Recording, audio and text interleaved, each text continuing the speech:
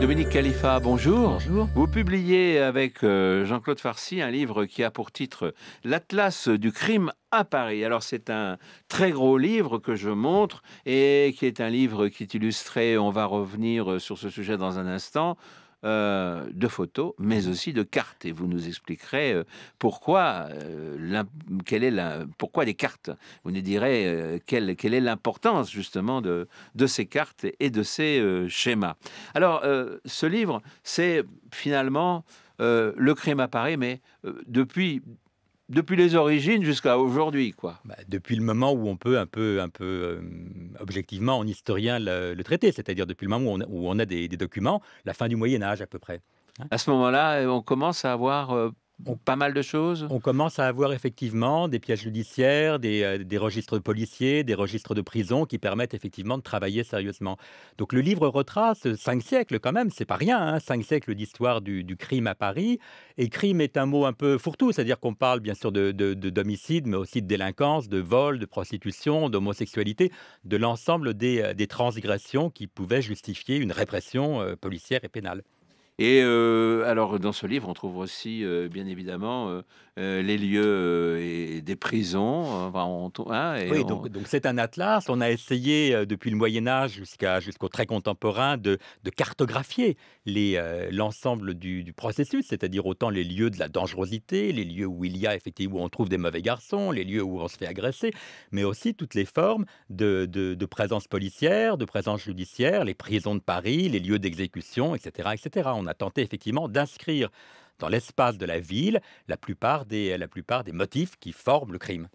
alors par Victor Hugo, on pourrait dire qu'on commence par la cour des miracles d'une certaine façon. Oui, on commence par la cour des miracles, parce que c'est sans doute un motif qui émerge effectivement à partir du XVe siècle et qui est resté très présent dans nos imaginaires, hein. Tout le monde sait ce que c'est que la cour des miracles, même si effectivement aujourd'hui on a un peu le sentiment qu'on a beaucoup fantasmé sur ce lieu qui était tout simplement un regroupement de mendiants, de gueux, de vagabonds et sans doute pas un contre-royaume comme on peut le lire chez Hugo.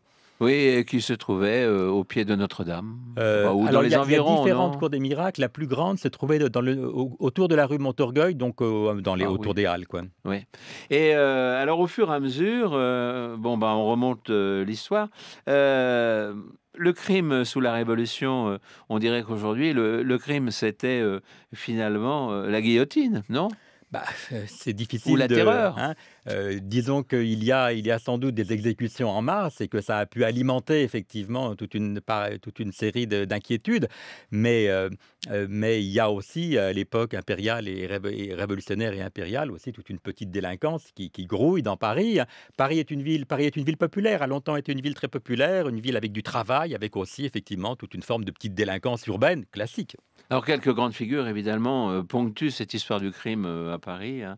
Vidocq par exemple. Vidocq, c'est fondamental parce que c'est le début d'une police criminelle. C'est la première brigade de sûreté, c'est la première brigade effectivement de policiers qui était consacrée à la recherche des criminels, avec ce paradoxe qu'elle était faite par des bagnards retournés, par des indiques en fait, hein. Je parlais tout à l'heure des prisons, on sait qu'on conteste encore, beaucoup, les prisons françaises. À quoi ressemblaient ces prisons, et à quoi ont-elles pu ressembler jusqu'au début du XXe Ah siècle? bah, là, au début du 19 enfin, à partir du moment où ça devient important, ce sont des dépotoirs, hein. Les prisons du début du 19e siècle, c'est l'horreur absolue.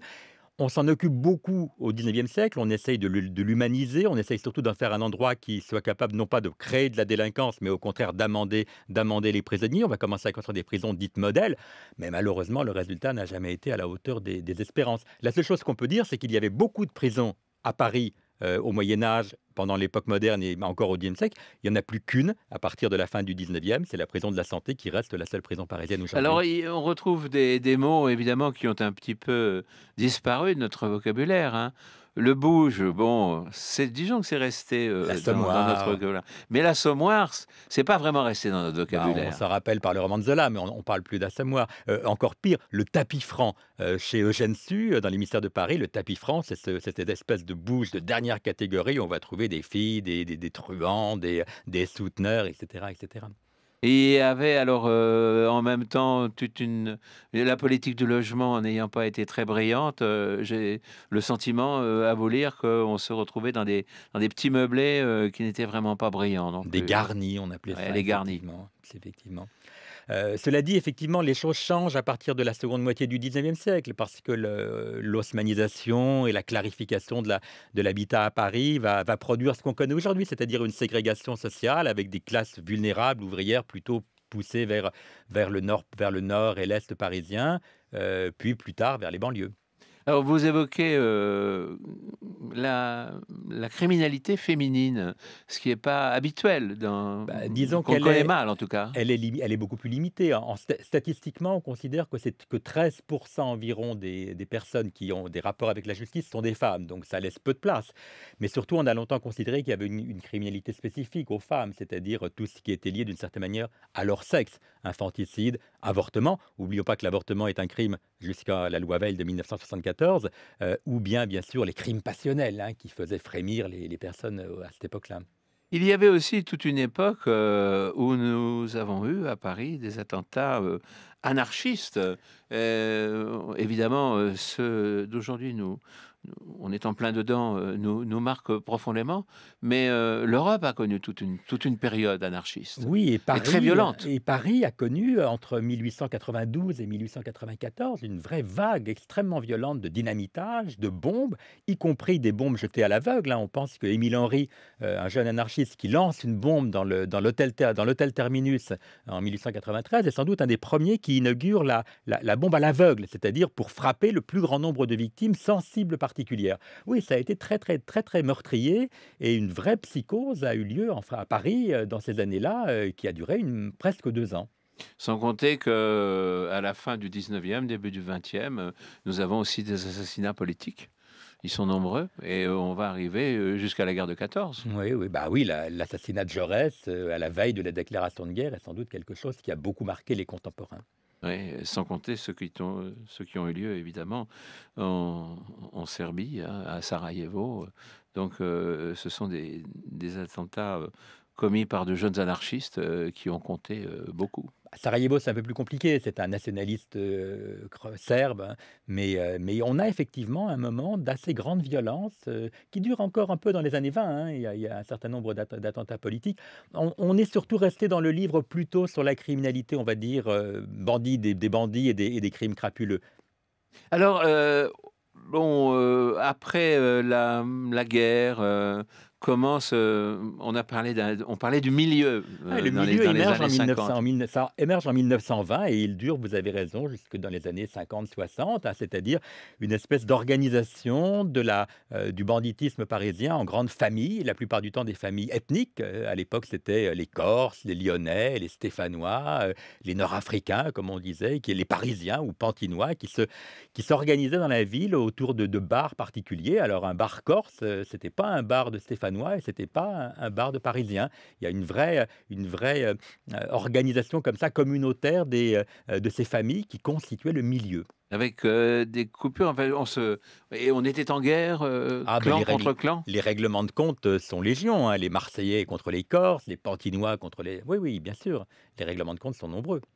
Que diriez-vous aujourd'hui de la situation à Paris? Parce que souvent, Dominique Khalifa, on estime que la situation, sécuritaire, n'est pas extraordinaire à Paris. Or, quand on vous lit, on se dit que, bah, au regard de ce qui s'est passé dans le passé, rien n'est jamais parfait, mais il y a eu des époques pendant lesquelles, c'était vraiment terrible. Alors, il faut respecter les sentiments des gens, hein. C'est-à-dire qu'on peut effectivement et beaucoup de gens aujourd'hui se sentent en insécurité et c'est un sentiment, respectable. Simplement l'insécurité, elle peut venir de plein de choses différentes. La violence, par exemple, la violence physique a beaucoup diminué. Paris est aujourd'hui une ville qui est beaucoup moins violente, qu'autrefois et le risque de se faire assassiner dans une rue est beaucoup plus faible qu'au XVIIIe ou qu'à la fin du Moyen Âge. En revanche, des choses comme, les cambriolages ont augmenté. Vous voyez, tout dépend effectivement de ce qui motive ou pas, l'insécurité. Mais on a beaucoup de chiffres sur, Alors on si on a si on essaye de faire parce que vous êtes un oui, chercheur et en même temps et on historien. Est-ce qu'on peut avoir des chiffres comme ça du 19e, on au 21e siècle? on a des Sachant que chi la population, qui plus est, a profondément, a énormément changé. On a des chiffres, mais ces chiffres ne rendent pas compte de cela. Je vais vous donner un exemple tout bête, le nombre de viols, par exemple. Si vous comptez le nombre de viols depuis le milieu du 19e siècle, vous vous apercevrez qu'ils suivent une courbe ascendante avec une explosion dans les 30 dernières années. Mais ce n'est pas parce que les viols sont plus nombreux, c'est tout simplement parce qu'ils sont davantage dénoncés, davantage traités en justice. Donc, nous n'avons que des chiffres qui sont ceux du rendement de l'appareil policier et judiciaire, pas des chiffres du crime. Donc le seul comptage un petit peu sérieux, ce sont les homicides. Pour tout le reste, ça rend compte de beaucoup d'autres événements, les sentiments des gens, les sensibilités à la violence et puis le travail des forces de l'ordre. Si vous avez plus de policiers, vous aurez plus de délinquance, c'est un fait. Quand vous avez mis, le point final, à ce livre avec, Jean-Claude Farcy, Dominique Khalifa, qu'est-ce que vous avez pensé du crime à Paris? Ben, c'est un phénomène, d'abord le crime, c'est jamais très sympathique, hein, nous n'avons Ouais, aucune ouais. empathie pour les criminels, mais en même temps, il y a quelque chose de particulier qui se joue à Paris, comme si finalement les criminels anciens avaient un côté un petit peu, populaire, mythologique, flamboyant, hein, et comme si finalement une partie de cette criminalité venait s'inscrire dans le patrimoine historique et dans l'identité de notre ville, ce qui est quand même quelque chose d'assez paradoxal, mais c'est quelque chose d'important. Merci beaucoup, Dominique Khalifa. Donc je rappelle le titre de ce livre que vous publiez avec Jean-Claude Farcy, «L'Atlas du crime à Paris», hein, je sais bien pas si on va bien le voir, mais enfin va le voir à l'image de toute façon et d'une autre façon, parce que là, il y a probablement des reflets avec les projecteurs. Publié donc aux éditions Parigramme. Merci. Merci à vous.